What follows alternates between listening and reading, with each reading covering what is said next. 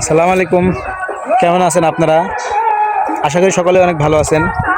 আজকে এই যে দেখেন আমাদের ফাইবার, আমরা আমাদের যে নেটের একটা বিজনেস আছে, সেই বিজনেসের জন্য সিগন্যাল নেওয়ার জন্য নতুন ফাইবার টানা হচ্ছে। অনেক কষ্ট হচ্ছে, এই নদী পার করা লাগছে, এই তারের সাথে দিয়ে আমরা সংযোগ দিব। ওই পারে থেকে আমাদের সংযোগটা আসবে, এই তারের মাধ্যমে চলে যাবে আমাদের বাড়িতে। তারপরে আবার ওই আমাদের বাড়ির থেকে পুরো গ্রাম সাপ্লাই হবে। দেখেন এই যে সকালে আসছি, সারাদিন চলে যাবে আজকে তার টানতে টানতেই।